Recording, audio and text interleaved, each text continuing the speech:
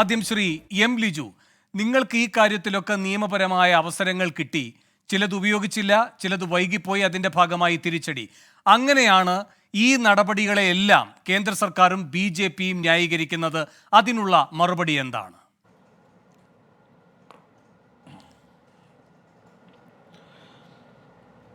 നേരത്തെ വേണു പറഞ്ഞാണ് എൻ്റെ കറക്റ്റ് വാക്ക്. ഇന്ത്യൻ ജനാധിപത്യം അസാധാരണമായ ഒരു പ്രതിസന്ധിയെ നേരിടുകയാണ്. ഏറ്റവും നിർണായകമായ ഒരു പൊതു തെരഞ്ഞെടുപ്പിൽ മുഖ്യ പ്രതിപക്ഷ രാഷ്ട്രീയ പ്രസ്ഥാനത്തിൻ്റെ അക്കൗണ്ടുകളെല്ലാം ഫ്രീസ് ചെയ്യുന്നു. അവരുടെ അക്കൗണ്ടിൽ കിടക്കുന്ന പണം പിടിച്ചെടുക്കുന്നു.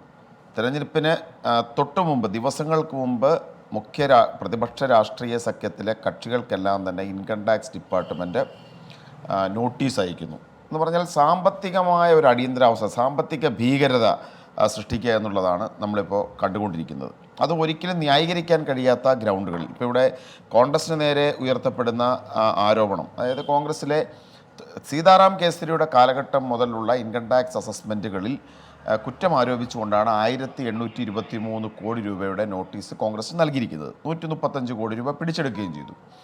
ഇലക്ഷൻ കമ്മീഷൻ്റെ സൈറ്റുകൾ പ്രകാരമുള്ള കണക്കുകൾ കോൺഗ്രസ് പാർട്ടി പരിശോധിച്ചതിൽ വെച്ച് സമാനമായ കാലഘട്ടത്തിൽ BJPക്ക് 4617 കോടി 58 ലക്ഷം രൂപയുടെ ഫൈൻ സമാനമായ സാഹചര്യത്തിൽ അടയ്ക്കേണ്ടതുണ്ട്. എന്നാൽ BJPയെ സംബന്ധിച്ച് ഇത്തരത്തിൽ യാതൊരു വിധത്തിലുള്ള നോട്ടീസുകളോ ഫൈനുകളോ ഇല്ല. അപ്പോൾ വളരെ കൃത്യമായ രീതിയിലുള്ള ഇരട്ടത്താപ്പ്, വളരെ ഭീഷണിപ്പെടുത്തി തെരഞ്ഞെടുപ്പ് സമയത്ത് പ്രതിപക്ഷ രാഷ്ട്രീയ പ്രസ്ഥാനത്തിൻ്റെ സ്ഥാനാർത്ഥികൾക്ക് കൊടുക്കേണ്ട പണം, അവരുടെ നേതാക്കന്മാർക്ക് ക്യാമ്പയിനായി സഞ്ചരിക്കേണ്ട പണം, അവരുടെ പ്രചരണ സാമഗ്രികൾക്കുള്ള പണം, ഇതെല്ലാം തന്നെ പിടിച്ചെടുത്ത് ഈ രാജ്യത്തെ ഒരു ഏകാധിപത്യ ഭരണകൂടമാക്കി നീക്കാനുള്ള ശ്രമമാണ് BJP നടത്തിക്കൊണ്ടിരിക്കുന്നത്. യഥാർത്ഥത്തിൽ ഇതിപ്പോൾ വിദേശ രാജ്യങ്ങൾ പോലും ആശങ്ക അവർ പ്രകടിപ്പിച്ചിരിക്കുന്നു.